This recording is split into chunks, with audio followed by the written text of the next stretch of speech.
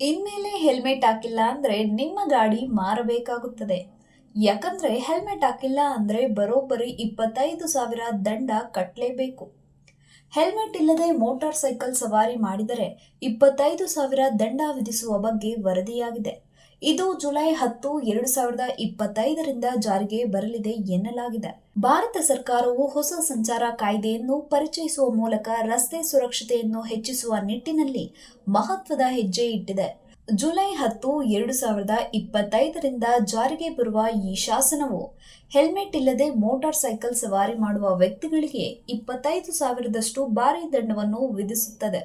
ದ್ವಿಚಕ್ರ ವಾಹನ ಸವಾರರಿಗೆ ಸಂಭವಿಸುವ ಅಪಾರ ಸಂಖ್ಯೆಯ ರಸ್ತೆ ಅಪಘಾತಗಳು ಮತ್ತು ಸಾವು ನೋವುಗಳನ್ನು ಕಡಿಮೆ ಮಾಡುವ ಗುರಿಯನ್ನು ಈ ಕ್ರಮ ಹೊಂದಿದೆ. ನಿಯಮಗಳನ್ನು ಪಾಲಿಸದಿದ್ದರೆ ಭಾರಿ ಮೊತ್ತದ ದಂಡ ವಿಧಿಸಬೇಕಾಗಬಹುದು. ದೇಶದಲ್ಲಿ ಪ್ರತಿ ವರ್ಷ ಲಕ್ಷಾಂತರ ಜನರಿಗೆ ಕೋಟಿಗಟ್ಟಲೆ ದಂಡ ವಿಧಿಸಲಾಗುತ್ತದೆ. ಈ ನಡುವೆ ಸರ್ಕಾರ ಸಂಚಾರ ನಿಯಮ ಉಲ್ಲಂಘಿಸುವವರ ವಿರುದ್ಧ ಇನ್ನಷ್ಟು ಕಠಿಣ ಕ್ರಮಗಳನ್ನು ಕೈಗೊಂಡಿದೆ. ಈ ಉದ್ದೇಶಕ್ಕಾಗಿ ದಂಡವನ್ನು 10 ಪಟ್ಟು ಹೆಚ್ಚಿಸಲಾಗಿದೆ. ಈ ನಿಯಮವು ಜುಲೈ 10, 2025ರಿಂದ ದೇಶಾದ್ಯಂತ ಜಾರಿಗೆ ಬರಲಿದೆ.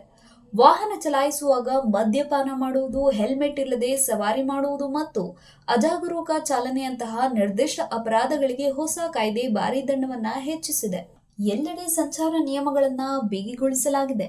ನಿಯಮಗಳ ಉಲ್ಲಂಘನೆಗೆ ಭಾರಿ ದಂಡ ವಿಧಿಸಲಾಗುತ್ತದೆ. ಎಲ್ಲ ವಾಹನ ಸವಾರರು ಈ ನಿಯಮಗಳ ಬಗ್ಗೆ ತಿಳಿದುಕೊಳ್ಳಲೇಬೇಕು. ಹೆಲ್ಮೆಟ್ ಅನ್ನು ತಲೆಗೆ ಧರಿಸಿದ್ದರೂ ಕೂಡ ಸರಿಯಾಗಿ ಲಾಕ್ ಮಾಡದಿದ್ದಲ್ಲಿ ಸೆಕ್ಷನ್ 194 DMVA ಪ್ರಕಾರ ದಂಡವನ್ನು ಪಾವತಿಸಬೇಕಾಗುತ್ತದೆ. ಮಕ್ಕಳನ್ನು ಬೈಕ್ನಲ್ಲಿ ಕೂರಿಸಿಕೊಂಡು ಹೋಗುವಾಗ ಅನುಸರಿಸಬೇಕಾದ ಹಲವಾರು ಸುರಕ್ಷತಾ ನಿಯಮಗಳನ್ನು ರೂಪಿಸಲಾಗಿದೆ. ವಯಸ್ಕರು ಹೆಲ್ಮೆಟ್ ಧರಿಸಬೇಕು, ಜೊತೆಗೆ ಮಕ್ಕಳು ಸಹ ಹೆಲ್ಮೆಟ್ ಧರಿಸಬೇಕು ಎಂದು ಸ್ಪಷ್ಟಪಡಿಸಲಾಗಿದೆ. ಬೈಕ್ ಸವಾರಿ ಮಾಡುವಾಗ ಮಕ್ಕಳಿಗೂ ಹೆಲ್ಮೆಟ್ ಕಡ್ಡಾಯವಾಗಿದೆ. 6 ವರ್ಷಕ್ಕಿಂತ ಮೇಲ್ಪಟ್ಟ ಮಕ್ಕಳಿಗೆ ದ್ವಿಚಕ್ರ ವಾಹನದಲ್ಲಿ ಹೆಲ್ಮೆಟ್ ಕಡ್ಡಾಯವಾಗಿದೆ.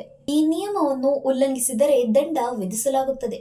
ಅಷ್ಟೇ ಅಲ್ಲ, ಮೋಟಾರ್ ಸೈಕಲ್ ಚಲಾಯಿಸುವವರು ವಾಹನದ ಹಿಂಬದಿಯಲ್ಲಿ 4 ವರ್ಷದ ಒಳಗಿನ ಮಗುವನ್ನು ಕರೆದೊಯ್ಯುವಾಗ ಕೆಲವು ನಿರ್ದಿಷ್ಟ ಸುರಕ್ಷತಾ ಕ್ರಮಗಳನ್ನು ಅನುಸರಿಸಬೇಕು ಅಂತ ಪ್ರಸ್ತಾವನೆಯಲ್ಲಿ ಶಿಫಾರಸು ಮಾಡಲಾಗಿದೆ. 4 ವರ್ಷಕ್ಕಿಂತ ಕಡಿಮೆ ವಯಸ್ಸಿನ ಮಕ್ಕಳನ್ನು ಹಿಂದಿನ ಸೀಟಿನಲ್ಲಿ ಯಾವುದೇ ಸುರಕ್ಷತಾ ಸಾಧನಗಳಿಲ್ಲದೆ ಕರೆದೊಯ್ಯುವಂತಿಲ್ಲ. ಹೆಲ್ಮೆಟ್ ಬಳಕೆ ಜೊತೆಗೆ ಮಕ್ಕಳನ್ನು ಮೋಟಾರು ಸೈಕಲ್ ಸವಾರನ ದೇಹಕ್ಕೆ ಬಿಗಿಯಾಗಿ ಜೋಡಣೆ ಮಾಡುವಂತಹ ಸುರಕ್ಷತಾ ಸಾಧನಗಳನ್ನು ಬಳಸಬೇಕು. 9 ತಿಂಗಳಿನಿಂದ 4 ವರ್ಷದವರೆಗಿನ ಮಕ್ಕಳನ್ನ ಹಿಂಬದಿಯಲ್ಲಿ ಕೂರಿಸಿಕೊಂಡು ಹೋಗುವಾಗ ಅವರಿಗೆಂದೇ ವಿಶಿಷ್ಟವಾಗಿ ವಿನ್ಯಾಸಗೊಳಿಸಲಾಗಿರುವ ಅಥವಾ ಉತ್ತಮ ಸುರಕ್ಷತಾ ಗುಣಮಟ್ಟವುಳ್ಳ ಬೈಸಿಕಲ್ ಹೆಲ್ಮೆಟ್ಗಳನ್ನು ಹಾಕುವಂತೆ ಖಾತರಿಪಡಿಸಿಕೊಳ್ಳಬೇಕೆಂದು ಕರಡು ನಿಯಮದಲ್ಲಿ ಹೇಳಲಾಗಿದೆ.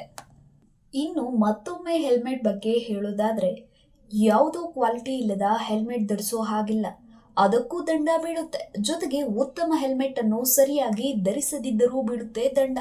ಹೆಲ್ಮೆಟ್ ಧರಿಸುವಾಗ ಯಾವ ಅಂಶಗಳನ್ನ ಗಮನಿಸಬೇಕು ಅನ್ನೋದರ ಬಗ್ಗೆ ನೋಡೋದಾದ್ರೆ, ಸವಾರಿ ಮಾಡುವಾಗ ISI ಗುರುತು ಹೊಂದಿರುವ ಹೆಲ್ಮೆಟ್ಗಳನ್ನ ಮಾತ್ರ ಅನುಮತಿಸಲಾಗಿದೆ. ಕಳಪೆ ಗುಣಮಟ್ಟದ ಹೆಲ್ಮೆಟ್ ಧರಿಸಿದರೂ ದಂಡ ವಿಧಿಸಲಾಗುತ್ತದೆ.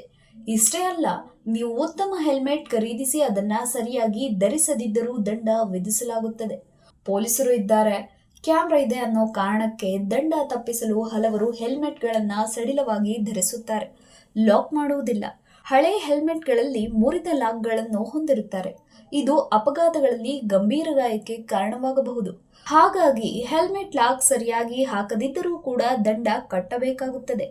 ಹೆಲ್ಮೆಟ್ ಇಲ್ಲದೆ ವಾಹನ ಸವಾರಿ ಮಾಡ್ತಾ ನೀವು ಹೋಗುವ ಪ್ರತಿ ಜಂಕ್ಷನ್ಗಳಲ್ಲೂ ನಿಮ್ಮ ಗಾಡಿ ನಂಬರ್ ನೋಂದಣಿಯಾಗಿ ದಂಡ ಎಷ್ಟಾದರೂ ಬೀಳಬಹುದು. ಹೋಗುವ ಎಲ್ಲ ಜಂಕ್ಷನ್ಗಳಲ್ಲಿಯೂ ದಂಡ ಕಟ್ಟಬೇಕಾಗುತ್ತದೆ. ಕ್ಯಾಮೆರಾಗಳನ್ನ ಅಳವಡಿಸಿರುವ ಜಂಕ್ಷನ್ಗಳಲ್ಲಿ ಹಾದು ಹೋದರೆ ಮುಗಿಯಿತು.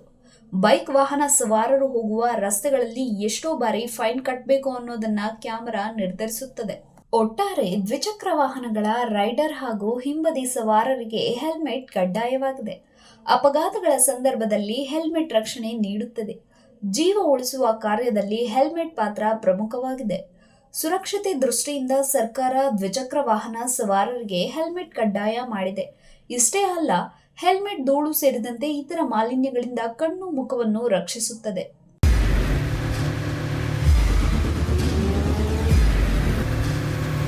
ಪ್ರಜಾಮಾರ್ಗ ನ್ಯೂಸ್, ಇದು ಜನಸಾಮಾನ್ಯರ ಧ್ವನಿ. ನಮಸ್ಕಾರ. ನೀವು ನೋಡ್ತಾ ಇದ್ದೀರಾ ಪ್ರಜಾಮಾರ್ಗ ನ್ಯೂಸ್. ರಾಷ್ಟ್ರದ ರಾಜ್ಯದ ರಾಜಕೀಯದ ಬಗ್ಗೆ ಹೆಚ್ಚಿನ ಸಿನಿಮಾ ಅಪ್ಡೇಟ್ಗಳಿಗಾಗಿ ಫಸ್ಟ್ ಲೈಕ್ ಮಾಡಿ, ಸಬ್ಸ್ಕ್ರೈಬ್ ಆಗಿ. ಹಾಗೆ ಫಾಲೋ ಕೂಡ ಮಾಡಬೇಕು.